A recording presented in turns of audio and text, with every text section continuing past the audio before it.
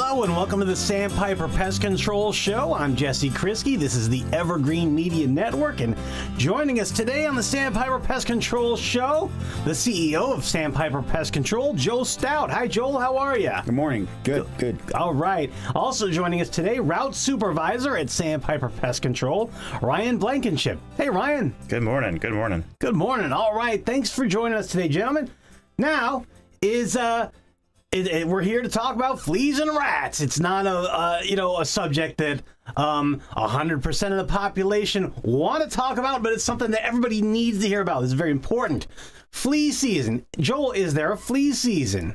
There is. In Florida, we find it basically goes from December through May is when we get our calls, and it almost every year starts Christmas week. We'll start getting fleas and ticks, and it'll run through about May.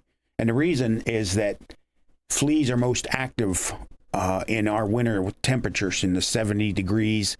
And so when it gets in the 80s and 90s, they're less active, more lethargic. Okay. All right. And so it's a real problem. Get itchy. Other than itches, what kind of problems do fleas provide? What kind of problems do they present? Well, they carry diseases for one, so that's a major concern for us, or for folks at home, and they're irritating. Yeah, the term used a lot is a quality of life. So you think about how your pet reacts when they have a flea issue. They're scratching, they're uncomfortable. That feeling we then basically emulate. We understand that they're uncomfortable. It starts to cause us stress, and we're wondering what's going on with the pet, and is it in the house? So not just the physical reaction, but there's the mental aspect as well, the stress that it provides. That's a good point. And can you get fleas if you do not have a pet? Absolutely. Yeah? Absolutely. How? Yep. How does that happen? Well, a lot of animals have fleas. Raccoons and rabbits and things have fleas. And so if they're coming through your yard or neighborhood, they can hop off. I've had customers that don't have pets, and they picked them up at work. One that I remember he was a lineman for FP&L. And just the area he was doing his work was sandy, and he brought fleas home with him, and they had no pets. And so they thrive in the sand? Yeah, you'll more likely to find them in sand patches, yes. Okay. But don't call them sand fleas. Okay, yeah. Those are at the beach for fishing. Those are very different. Yeah. Yeah, you can fish with those. You can't fish with regular fleas, right? All right, so you can get fleas even though you don't have a pet. If you're itching, you might, want to get that checked out. Do they fly? Do fleas fly? No, they don't. They don't. How do they get on you? Well, they're very great at hopping. Yeah. An article I read said that they have resilin in their back legs, and they can launch themselves 150 times their body length. And for a human to match that would have to do a long jump of 1,000 feet. So they can jump and fairly high. In fact, we have a video about one launching. We do, yeah.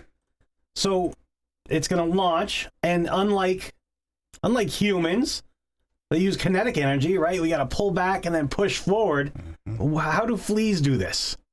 It looks like a spring. It's like a loaded spring almost that kind of shoots it forward, right? That's what that membrane in their back legs is. The resilin helps them to launch be able to do that. Yeah, so what is resilin?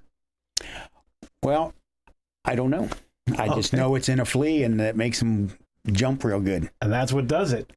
Yeah. And so how far you said the human equivalent was how far for a high jump or a long jump? Long jump would be 1,000 feet. 1,000 feet. So if a human had the legs of a flea, we could jump 1,000 feet.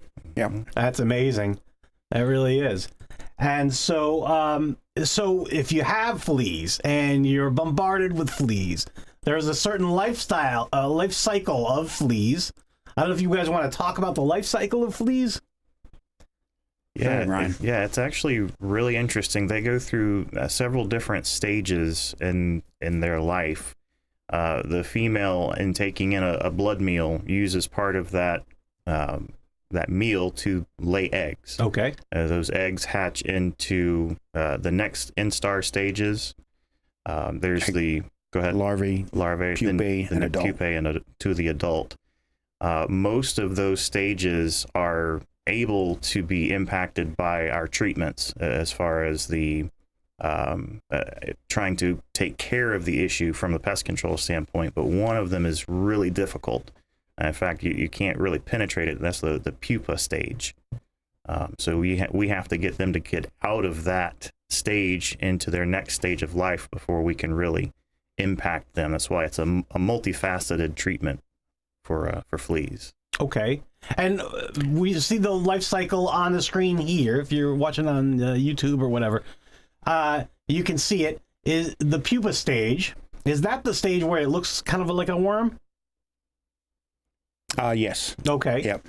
All right. And so that's the critical stage then. Yep. And another thing about the pregnant female is she will drop eggs every day until she'll have hundreds of them laid. And so that's why they all start hatching out at different times, and why we have to do a couple of different sprays because of the timing of them hatching out. Okay. Because they drop eggs every day.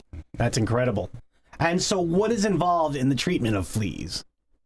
How do you treat them? You spray them every day because they're laying eggs every day. Well, the typical treatment, you want to first make sure that you actually have an issue with fleas. Okay. How do you know if you have fleas? Good point. Yeah. So a lot of people confuse them with, let's say, our no-see-em issue. And no-see-ems in Florida are very common. Yeah. So one of the ways that you can do that is by inspecting. And literally one of the most effective ways is to walk through a given area where you suspect that they might be infesting with light-colored or white-colored fabrics on, because they jump to those light colors. Okay. So when you see them jump to that and land on you, then you know and can positively identify that you do have a flea issue. And you're more than likely going to see that in areas of upholstery. So pet bedding, fabric couches, carpeted areas, things like that. You'll see little black specks. Yes, jump to you as you go through that area, because they're coming to you. They sense a host. They're trying to come find some fast food. Do they sense the heat? Yeah. Okay. And also checking the pets. Yep. You know, you can look at your dog's belly or cat's belly, and around the ears, the nose where there's less fur is another way to determine you have fleas. Okay. All right. And so we've determined we have fleas. What's the next step? So one of the treatment area or options that we have uses an aerosol, and that's really effective because it helps to treat and to penetrate into areas where they might be. All right. So think being able to reach down into the cracks and crevices of carpet and fabrics and things like that. So an aerosol with multiple different modes of action will help. And it's called an adulticide. And then also something that will help in the earlier stages of development, a growth regulator to stop those other generations from being able to properly mature into an adult. So it's a multifaceted treatment method there. And there's really three areas of the treatment that have to be focused on. The homeowner has one of the three, and that's to take care of the pet. With Advantage, Frontline, whatever on the neck. Homeowner also has to make the home accessible for us. In other words, it's nice if they have carpet that they should vacuum before we show up. Make sure toys and everything are up off the floor so we can get as much area as possible. But besides that, the other two parts is to treat the lawn. Most flea problems start outside, and that's where the source of the problem is. And then the third part is treating inside the house. And it's interesting. Okay. It's interesting you mentioned that about vacuuming, Joel. That's a really important part, because in the pupa stage, the vibrations triggers that next stage from them going from the pupa to the adults. So that's that area where we can't really get to them because they're in that protective shell. So when we vacuum, it's the movement, things like that. It helps them hatch and get to that next stage of life where we can impact them with the treatment. All right. And does the vacuum, is there the fact that they jump so high? And we've mentioned that they jump high. They have a huge jumping ability. Does that complicate things? Like if they didn't jump so high, would they be easier to take care of? No, because they got to really, land. Yeah. They're going. All right. They're up and down, and so treating the floor surfaces and the turf is sufficient. And focusing on the harborage areas, that's big, because they're not going to just be everywhere. They're going to be in areas where the pets most likely are. Pet bedding, carpet, things where they can hide and feel safe. That's where they're most likely going to be. So the jumping's not really that big of a deal as far as treatment, thankfully. All right. And so there's an indoor and an outdoor approach to treating fleas. And how long does it take to treat the fleas once you have them, if you have them? Well, we'll do the first treatment will be the lawn and the house, and then we'll come back for the second treatment in 7 to 10 days. Okay. Because that's when you'll start seeing them hatch out again. There'll be the smaller ones. They're not quite adults yet. And so that's where the second 7 to 10 days after the first one is necessary. Okay. So those treatments. And but it sounds like the best prevention is to prevent it in the first place, right? What can you do to prevent fleas from infesting your home in the first place? Most of our customers that have their lawns treated regularly, which is every 2 months, rarely ever get flea problems. So that's our suggestion: is if you have a dog, a cat, if you got other animals roaming outside, treat the lawn is the best way to start. Treat the lawn. There you go. You heard it from the guys at Sandpiper. Treat the lawn. That's the best way to do it. Hit it up before it becomes a problem. And so how can people get a hold of you guys, Joel? Well, our phone is 772-589-0204.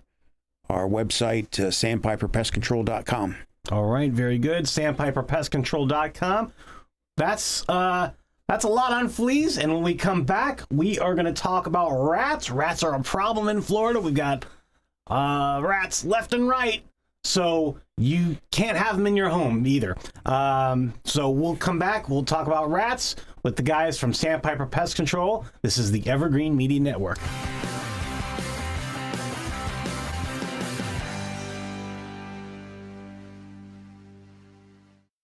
Sunshine Furniture brightens up your day.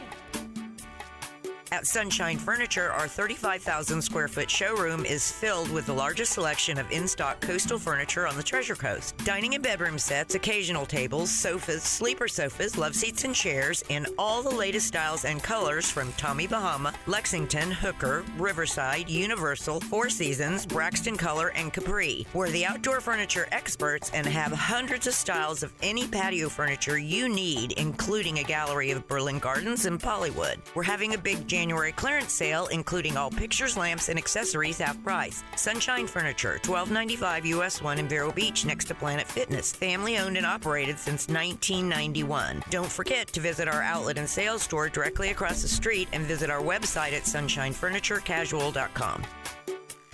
Sunshine Furniture. Are you a therapist or a nurse seeking the multi-state compact license? In the state of Florida, these and many other industries require a Level 2 live scan background check for clearance to work in your industry. A1A Fingerprints is your certified live scan source from Broward to Brevard. And if you're a medical provider, you need to be registered on the ACA web portal. A1A Fingerprints will help you navigate and comply with the law. Call 772-494-6556 or visit a1afingerprints.com. A1A Fingerprints.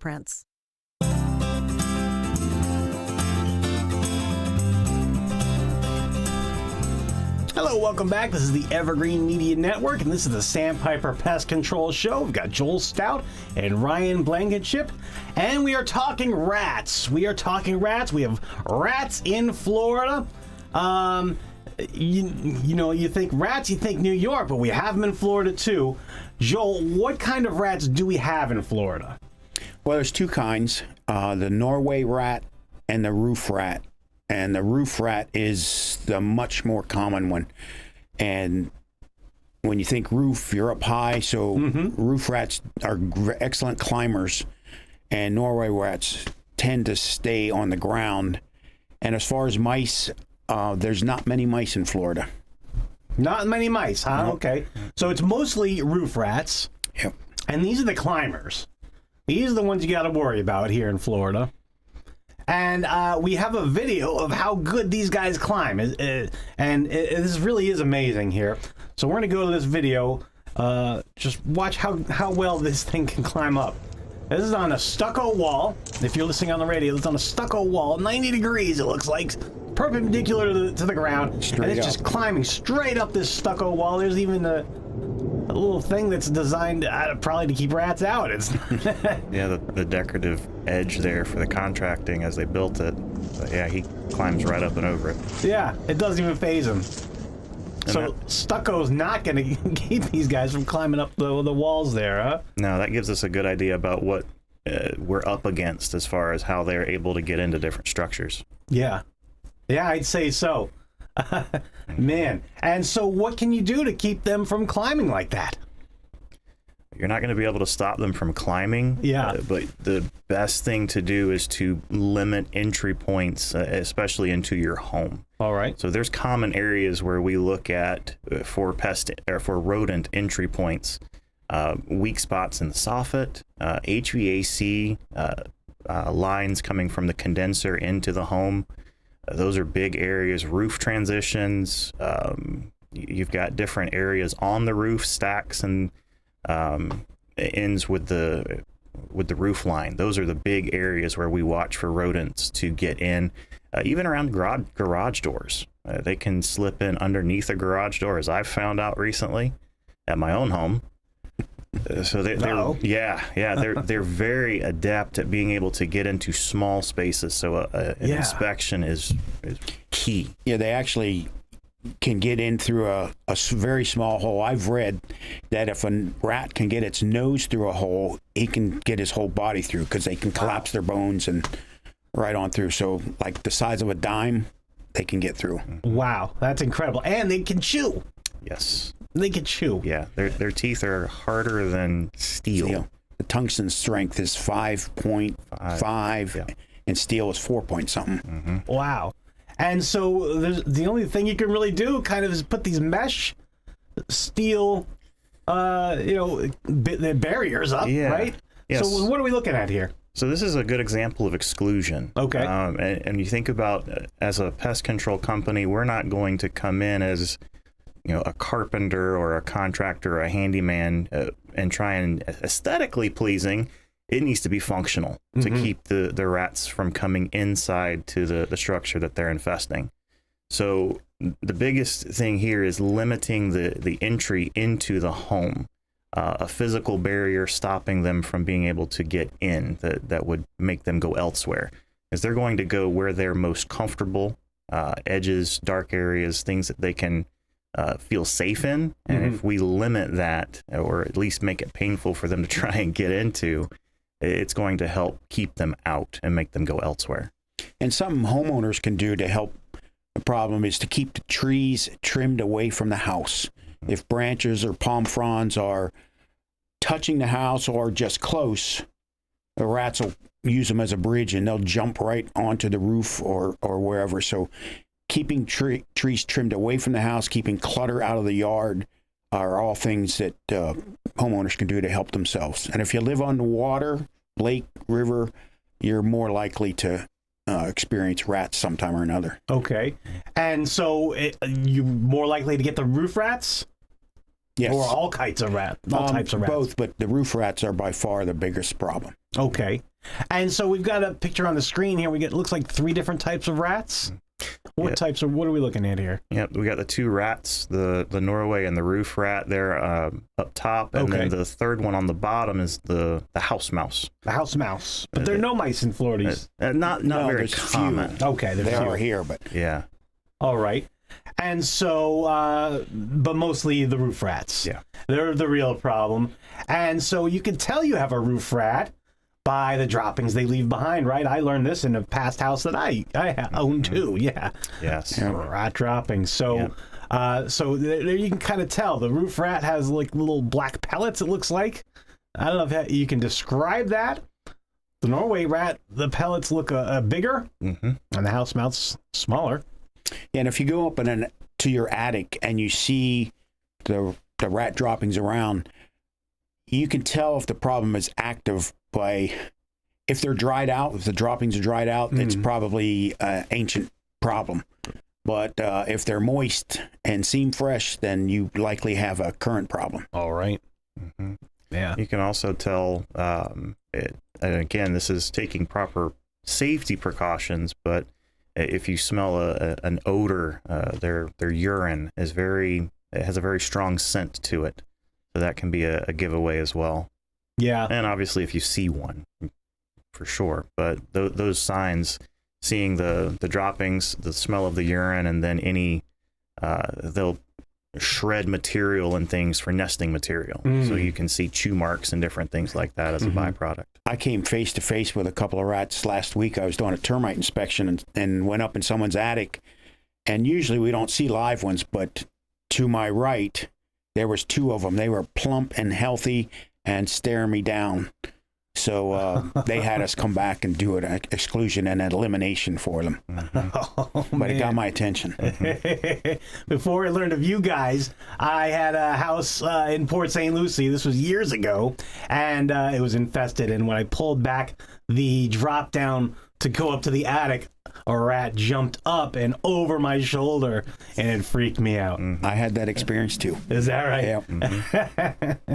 So, rats are famous for reproducing quickly. They're a real problem, right? How fast do they reproduce?